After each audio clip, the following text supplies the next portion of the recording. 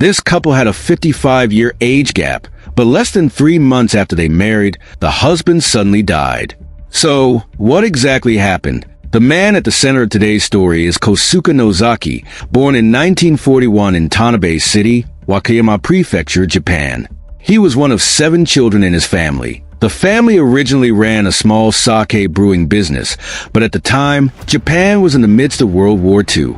With food shortages across the country, the brewery struggled to secure the necessary rice, yeast, and other ingredients needed for production, ultimately forcing the business to shut down.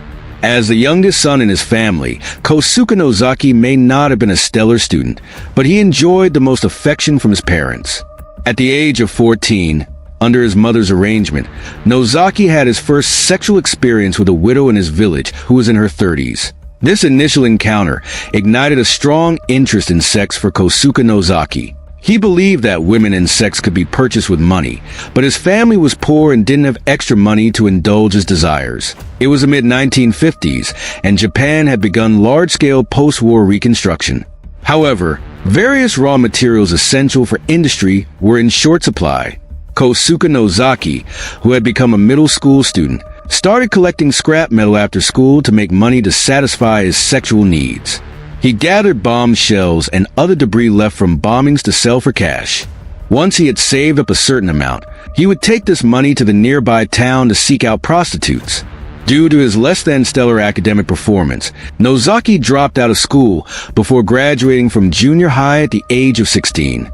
With a family background in brewing, he was introduced to a sake manufacturing factory in Nagoya, where he became an apprentice.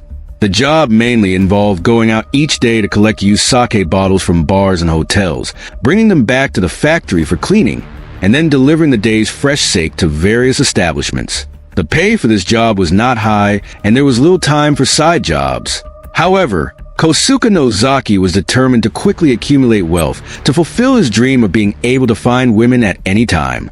Thus, he came up with a plan. He secretly stole sake from the factory and sold it at a low price to customers who had ordered from the factory. In this way, over the course of 2 years, Kosuke Nozaki gradually saved up a sum of money. Around 1958, while making deliveries on a street known for its bars, Nozaki noticed something white floating in a nearby gutter. Upon closer inspection, he realized they were used condoms. Although he had heard of them before, this was his first time seeing one in person. Intrigued, he went to a pharmacy to inquire about the price. At that time in Japan, a university graduate's monthly salary was around 15,000 yen, while a pack of 12 condoms cost a whopping 1,200 yen. Post-war Japan was still regulating the availability of many materials, and rubber, an essential component for condoms, was one such restricted resource. As a result, all condoms on the market were imported and expensive, often kept securely behind the pharmacy counter to prevent theft. Nozaki saw an opportunity. With society becoming more modernized, many families were moving away from having unplanned children, especially among the urban middle class who were proactive about contraception. Yet, he figured women buying medicine might be embarrassed to ask a pharmacist directly for condoms, giving him a perfect business idea. So, he bought a box of condoms wholesale and went door to door, selling them at a markup and pocketing the profit.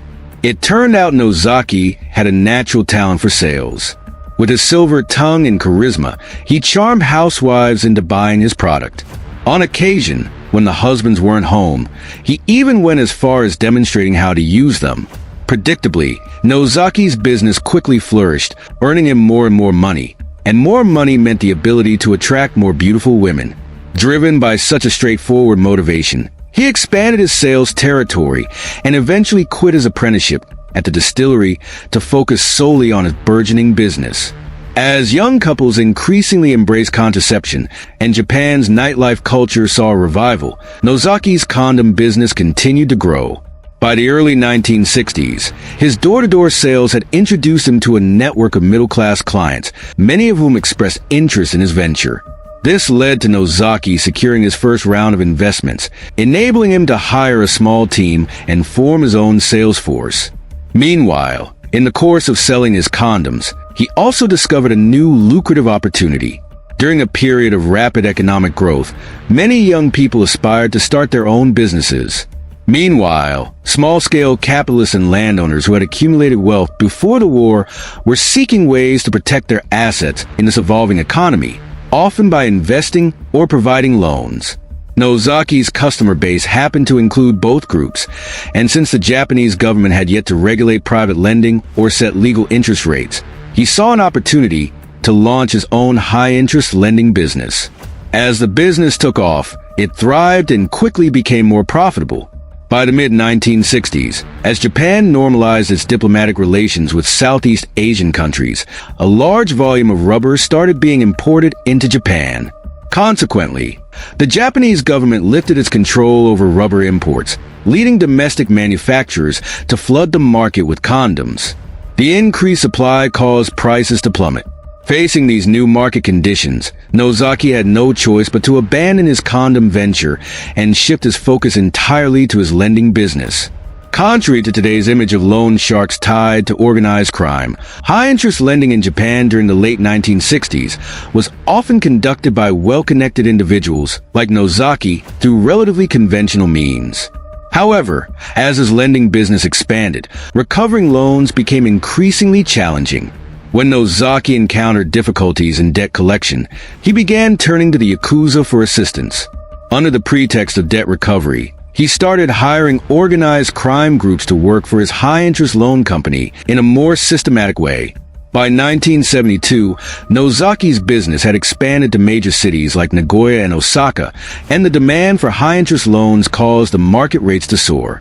Around this time, he began dabbling in real estate, tentatively acquiring land on the outskirts of cities. In the late 1970s, as the yen started to appreciate against the dollar, the demand for yen grew. With his keen insight into financial markets, particularly due to his involvement in the lending industry, Nozaki anticipated a government adjustment to the yen's exchange rate. Proactively preparing for this, he strategically converted much of his cash into real estate, stocks, and bonds.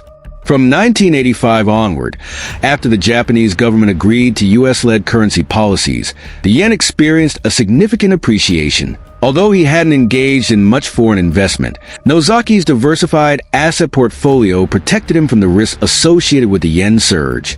As the 1990s rolled in, the rise of microlending caused various social issues, prompting the Japanese government to impose regulations on the industry, including the oversight of high-interest lending companies. During a National Tax Agency investigation, Nozaki's company was found guilty of tax evasion and fraud, leading to a massive fine. Facing the prospect of prison if he failed to pay, Nozaki was forced to hand over the hefty sum, severely damaging his finances. However, Nozaki quickly devised a plan to recover. He revived his family's old sake brewery and launched a small factory producing salted umebashi, pickled plums. By funneling his lending profits into these businesses, he managed to offset the steep taxes he faced annually from his loan operations. By the year 2000, Nozaki had amassed a personal fortune of over 3 billion yen. While building his wealth, Nozaki fulfilled a dream from his youth. He became a frequent patron of hostess bars and adult entertainment clubs. Whenever he met a woman he fancied, he would pursue her immediately, sometimes even offering up to 500,000 yen on the spot to spend a night with her. Friends often joked that whenever he started dating someone new, he would declare his intent to marry and make a point to visit her parents. He was generous to his girlfriends, but as soon as the woman let her guard down and seriously considered marriage, Nozaki would abruptly distance himself until she gave up on the relationship. He openly admitted that his main motivation for making money was to date as many women as possible. After rising to fame as one of Japan's wealthiest men, Nozaki even authored a book titled, "I Became a Tycoon Just to Sleep with Beauties." He claimed that while many wealthy men exist in Japan, none were as willing to spend lavishly on women as he was. According to Nozaki, he had slept with over 4,000 women throughout his life, spending close to 3 billion yen in the process. With so many entanglements with women, Nozaki Kosuke did have 3 marriages over his lifetime. His first wife was a mama-san hostess at a small bar Nozaki frequented in the 90s. She was 30 years younger than him. Shortly after their marriage, They quickly fell into a state of separation because Nozaki displayed what she described as an almost perverted level of control, hardly allowing her to leave the house without his permission. Though she did marry Nozaki for his money, she couldn't stand living such an isolated life, cut off from the world.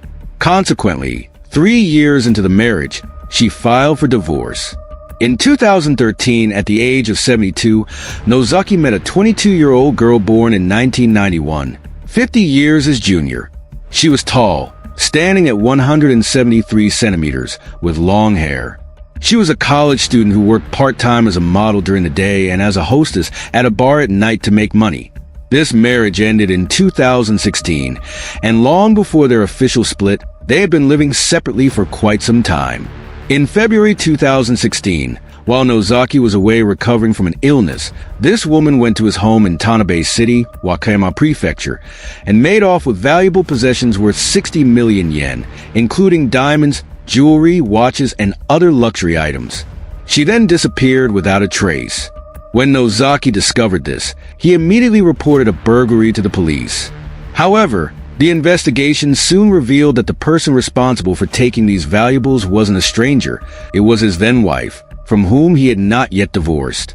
The scandal made headlines across Japan. Thus, at age 75, Nozaki found himself single once more, ready to resume his lifestyle of indulgence. In February 2018, at 77 years old, Nozaki announced he had married again, this time to a woman 55 years his junior, a 22-year-old. The news caused quite a stir in the media. After the marriage, Nozaki frequently appeared in public with his new bride, and it was through these appearances that details about her began to emerge. Nozaki's third wife was named Saki Sudo, born in 1996 in Hokkaido, Japan. She claimed to be a makeup artist, but some netizens revealed that she had appeared in 2 adult films. Before meeting Nozaki, Sudo also had a history of being in a kept relationship. Media reports uncovered that she had once gone to South Korea to participate in a cosmetic surgery reality show and lived there briefly with other girls who were also contestants. Following this lead, reporters reached out to one of the girls who participated in the program at the same time. According to this woman, Saki Sudo was quite a standout during the program. While living together, Sudo would tell the other girls she was a makeup artist and often dressed in luxury brands, maintaining a stylish appearance. Before going on the show, she would help them fix their hair and makeup. In private conversations, Sudo confided that she never managed to get a boyfriend during her time in college. She complained to the other girls that there didn't seem to be any good guys around. However, she would be particularly excited whenever there was a party with guys involved.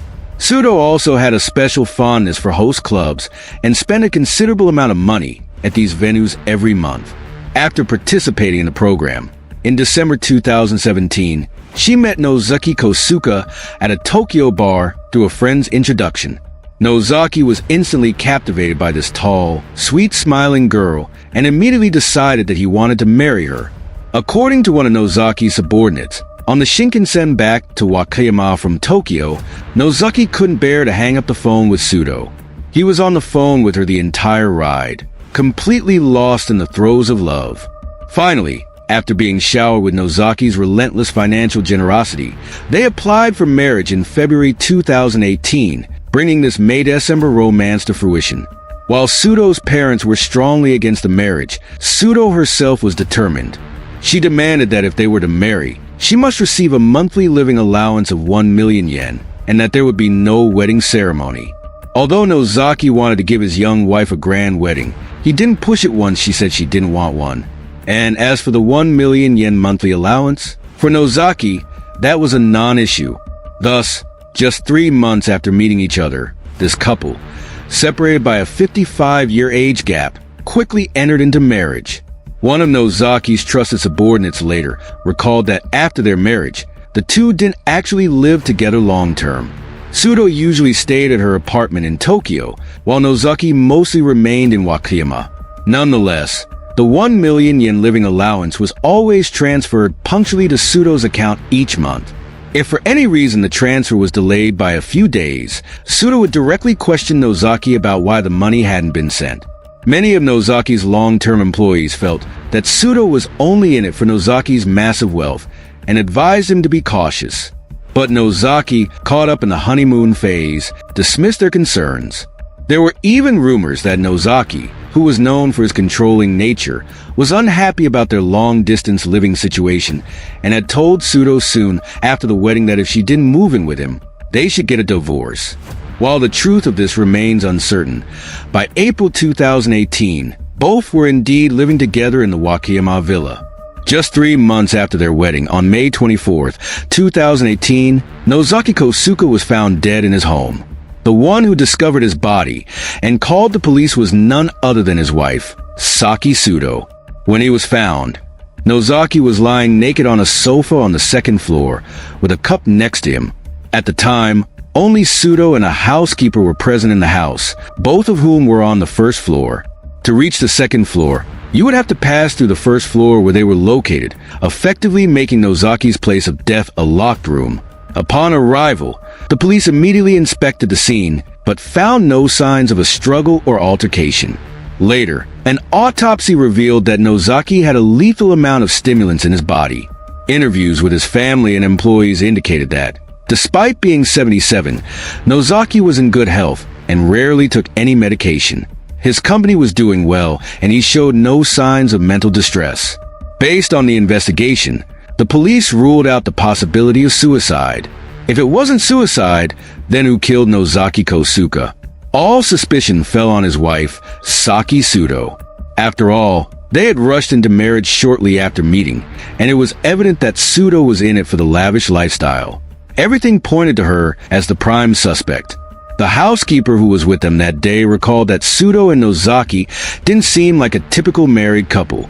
When they went out together, Tsudo would usually leave the car first, walking ahead of Nozaki. At meals, she would hardly speak to him, preferring to play on her phone. She was also disgusted by Nozaki's habit of drooling in the bath, so she wouldn't share a bathtub with him, and would always take her bath early in the downstairs bathroom. However, on May 24th, Tsudo spent the entire evening on the first floor watching TV, only going to bed after the housekeeper reminded her that it was quite late. The housekeeper also mentioned that 18 days before Nozaki's death, his beloved dog had mysteriously died. When questioned by the police, Tsudo denied any involvement, arguing, "I already get 1 million yen a month. Why would I risk killing my husband?" And at Nozaki's funeral, Tsudo's demeanor was far from that of a grieving widow. She was even seen smiling. Despite the police's suspicions, there was no concrete evidence to prove that Tsudo was a murderer, leaving them no choice but to put the investigation on hold. After Nozaki Kosuke's death, Saki Tsudo naturally inherited his 2 companies and became the representative director, receiving a cash payment of 35 million yen. However, aside from claiming the money, Tsudo never actually showed up to manage the businesses. The media and public kept a close watch on the developments of this case. Tsudo's friend, aware of the situation, once asked her if she was truly behind the murder. Tsudo laughed it off and responded, "I already told you it wasn't me." After her husband's passing, Tsudo's life didn't seem to change. She continued to dress in luxury and regularly flaunted her extravagant lifestyle on social media. The ever-watchful media even noticed that she had enrolled in a golf class, posting smiling photos online with her classmates after lessons, showing no signs of grief over her husband's death. Although Tsudo persistently claimed innocence, the fact remained that, aside from the housekeeper, she was the only person present in the home at the time of Nozaki's death.